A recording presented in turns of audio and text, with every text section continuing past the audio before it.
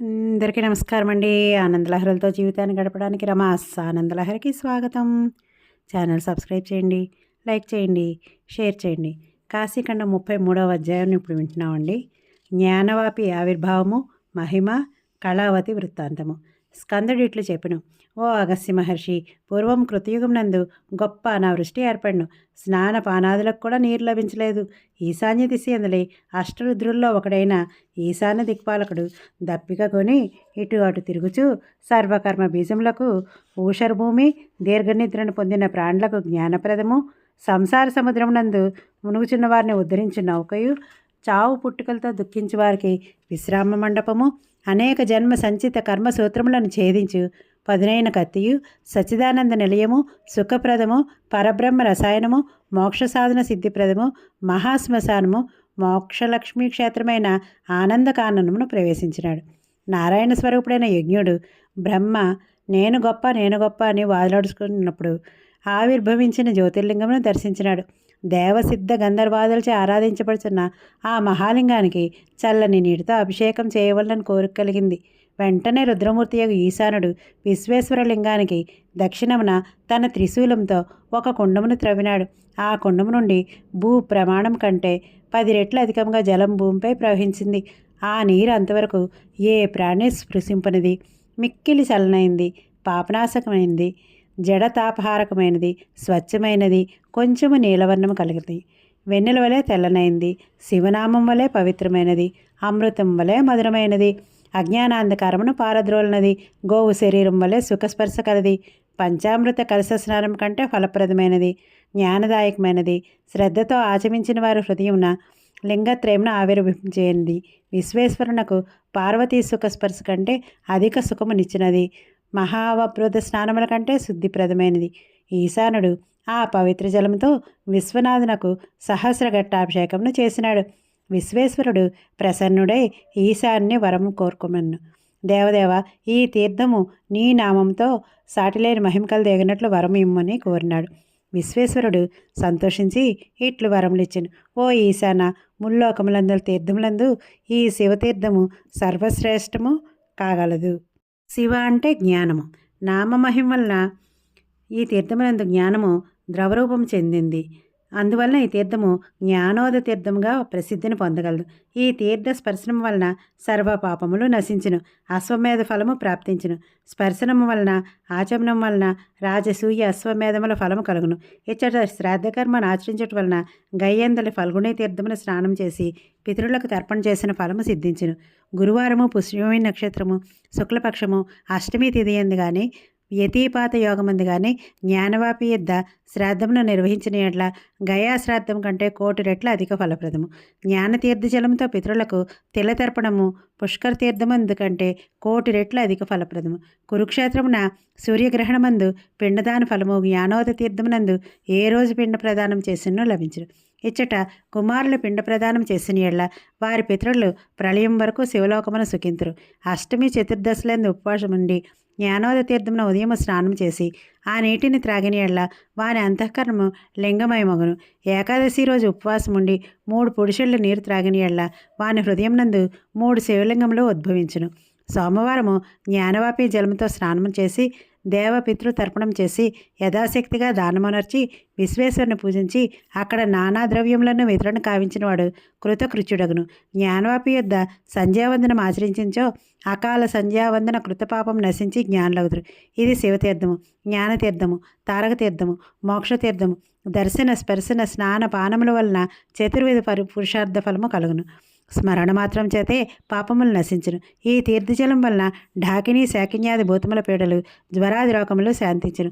ఈ నీటితో శివలింగమును అభిషేకించో సర్వతీర్థ జలములతో అభిషేకమునర్చిన ఫలము కలుగును. జ్ఞానరూపిణైన నేను ఈ తీర్థమందు ద్రవమూర్తినై జ్ఞానమును ఉపదేశించును అని విశ్వేశ్వరుడు వరములు నొసంగి అంతర్ధానమునందను. ఈశానుడు జ్ఞానవాపి జలమును త్రాగి జ్ఞాని అయి బ్రహ్మానందమునందను. అనంతరము స్కందుడు అగస్త్యునకు జ్ఞానవాపి మహిమను తెలుపు ఇతిహాసమును తెలుపును ఆరంభించను. ఓ కుంభసంభవ, పూర్వము కాశీయందు హరిస్వామి అని బ్రాహ్మణుండెను. వానికి సౌందర్యవతి, శీలవతి, సర్వలక్షణ సమేత సమస్త కళాకుశలినియగు ఒక పుత్రిక ఉండును. ఆమె పేరు సుశీల. ఆ కన్యక ప్రతిదినము జ్ఞానవాపి జలంతో స్నానం చేసి ఏకాగ్ర చిత్రాలై విశ్వనాథుని మందిరమున సమ్మార్జనాది కర్మలు చేయుచుండును. ఎందరో యువకులు ఆమె సౌందర్యానికి ముగ్ధులై వివాహమాడాలని ప్రయత్నించారు. ఆ కన్యక వివాహంనకు అంగీకరింపలేదు. ఆ సుశీల జ్ఞానతీర్థ సేవనం చేయుచు లోపల బయట అంతట ప్రపంచమును శివలింగమయంగా దర్శించను. ఒకనాటి రాత్రి ఆ కన్యక ఇంటి ముందు నిద్రించుండెను. విద్యాధరుడొకడు ఆమె రూపలావణ్యములను చూసి మోహితుడైను. నిద్రించు ఆ తరుణిని తీసుకొని ఆకాశ మార్గంలో మలయ పర్వత సమీపానికి తీసుకుని వెళ్ళుచుండెను. మార్గమధ్యంలో విద్యున్మాలియను రక్కసుడొకడు వచ్చి త్రిశూలంతో విద్యాధరుని రొమ్ముపై పొడిచెను. విద్యాధరుడు వ్రజపాతం వంటి ముష్టిఘాతంతో విద్యున్మాలిని బాధించెను. వెంటనే రాక్షసుడు మరణించెను. గాఢముగా దెబ్బతిన్న విద్యాధరుడు గద్గద స్వరంతో, ప్రియా, నిన్ను వ్యర్థముగా తీసుకుని వచ్చుతున్నట్టు సుసి అని ఆమె పేరును సగం మాత్రమే పలికి స్మరించుచు ప్రాణములను వీడెను. పిమ్మట ఆ కన్యక విద్యాధరుని స్పర్శ సుఖమును అనుభవించినందున వాన్నే పతిగా భావించి శోక సంతప్తురాలయ్యను. లింగత్రయ శరీరాన్ని అయిన ఆమె సాన్నిధ్యమున మృతి చెందుట వలన ఆ రాక్షసుడు దివ్యదేహమును ధరించి స్వర్గమునకేగను. విద్యాధరుడు మరణ సమయమున ప్రియాస్మరణం చేసినందున కర్ణాటక దేశమందు మలయకేతువునకు పుత్రుడిగా జన్మించి మాల్యకేతు నామంతో పిలువబడు. సుశీల విద్యాధర విరహబాధతో మరణించి కర్ణాటక దేశమందే జన్మించి కళావతి పేరుతో వ్యవహరింపబడు. పెద్దలు వారి ఇరువురికి వివాహం గావించిరి. కళావతి పూర్వజన్మ సంస్కారం వలన భస్మ రుద్రాక్ష ధారణ అనుసక్తురాలై శివపూజ తత్పరులారైంది. ఆమె దివ్యభోగాలు అనుభవించింది. వారికి 3 సంతానము. కళావతి కాశీ సంస్మరణం. ఒకనాడు ఉత్తర దేశపు చిత్రకారుడు ఒకడు వచ్చి మాల్యకేతు నర్పాలనకు విచిత్రమగు చిత్రపటం చూపును. రాజు ఆ చిత్రపటమును కళావతికి సమర్పించను. కళావతి తన ప్రాణదేవత యొక్క ఆ చిత్రపటమును దర్శించి సమాధిస్థిత యోగిని వలె తనను మర్చెను. కొంత సమయం నాకు కన్నులు తెరిచి ఆ చిత్రపటం నందలి విశేషములను తన చూపుడు వేలతో గుర్తించడము ప్రారంభించింది. ఇది లోలార్కుని సమీపమందలి ఆశీ సంగమము. ఇది ఆదికేశవ సాన్నిధ్యమందలి వరణా నది. దేవతల సైతము ఇష్టపడు ఉత్తరవాహిని యొక్క గంగ. మోక్షలక్ష్మి స్వరూపియోగ మణికర్ణిక. ఈ మణికర్ణిక యొద్ద మరణము మంగళము, జీవితము సఫలము. దీని ముందు స్వర్గము తృణ సమానము. ఇక్కడ మరణమును కోరి జనులు తమ సంపదలను దానమనర్చి యతివ్రతను భూని కందమూల భక్షణం చేయుదురు. ఇక్కడ శంకరుడు తన శరిమందలి బాలచంద్రుని వెలుగులో ముక్తి మార్గమును చూపుచు గంగా తీరమున మరణించిన వారిని వెతుకుచుండును. ఇక్కడ శివుడు జీవులను సంసార సాగమును తరింపచేయుచుండు. ఇక్కడ శంభుని మార్గదర్శకత్వంలో మృతులు అమృతులగుదురు. ఇక్కడ మహేశ్వరుని తారక మంత్రోపదేశమున సంసార మార్గము దూరమగును. ఇక్కడ అనేక జన్మల పుణ్యబలంచే శంకరుని వలన చెవిలోన తారకోపదేశం పొందుదురు. మణికర్ణికా ప్రభావం వలన క్షేత్ర సన్యాసమును స్వీకరించి యముని గడ్డిపరక వలె చూచెదరు. ఇక్కడే రాజర్షి హరిశ్చంద్రుడు భార్యా సమేతంగా తన శరీరాన్ని తృణం వల్లే అమ్ముకొను. ఇక్కడే ఇసుకను వైకుంఠవాసులు మెత్తని చేయగా తలంతురు. ఇక్కడే కర్మసూత్ర బంధములు తెగి ముక్తిని పొందుదురు.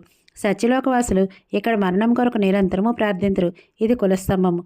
ఇక్కడ కాశీయందు పాపం చేసిన వారిని కాలభైరవుడు దారుణ యాతనలకు గురిచేసి శిక్షించును. అన్యత్రా చేసిన పాపములు కాశీ దర్శనంతో నశించును. కాశీయందు చేసిన పాపములకు భయంకరములకు భైరవ యాతనలుండును. ఇది పవిత్రమగు కపాలమోచన తీర్థము. ఇక్కడ భైరవుని చేతి నుండి బ్రహ్మకపాలం పడినది. ఇది రుణ విమోచన తీర్థము. ఓంకారేశ్వరుడు అకార ఉకార మకార నాద బిందు స్వరూప పరబ్రహ్మయే. ఈ మత్స్యోదరి తీర్థంలో స్నానం చేసిన వారికి పునర్జన్మ ఉండదు.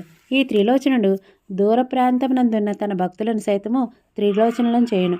కామేశ్వరుడు, దూర్వాసేశ్వరుడు, స్వర్ణిన్నేశ్వరుడు, మహాదేవుడు, స్కందేశ్వరుడు, వినాయకేశ్వరుడు, వారణాసీదేవి, పార్వతీశ్వరుడు, భృంగీశ్వరుడు, చతుర్వేదేశ్వరుడు, యజ్ఞేశ్వరుడు, పురాణేశ్వరుడు, ధర్మశాస్త్రేశ్వరుడు, సారస్వతలింగము, సర్వతీర్థేశ్వరుడు, శైలేశ్వరుడు, సప్తసాగరలింగము, మంత్రేశ్వరుడు, త్రిపురేశ్వరుని ముందుగల కొండము, బాణేశ్వరుడు, వైరోచనేశ్వరుడు, ప్రహ్లాదేశ్వరుడు, బలికేశవుడు, నారదకేశవుడు, ఆదికేశవుడు, ఆదిత్యకేశవుడు, భీష్మకేశవుడు, ఆదిగదాధరుడు, భృగుకేశవుడు, వామనకేశవుడు, నరనారాయణుడు, యజ్ఞవారాహకేశవుడు, విధార నరసింహుడు, గోపీ గోవిందుడు, లక్ష్మీ నృసింహుడు, కర్హ వినాయకుడు, శేషమాధవుడు, శంఖమాధవుడు, సారస్వత తీర్థము, బిందు మాధవుడు, పంచనద తీర్థము, మంగళగౌరి, మయూకాదిత్యుడు, గభస్తీశ్వరుడు, కిరణేశ్వరుడు, మార్కండేయేశ్వరుడు, ధూతపాపేశ్వరుడు, నిర్వాణ నారసింహుడు, మణిప్రదీపనాగము, కపిలేశుడు,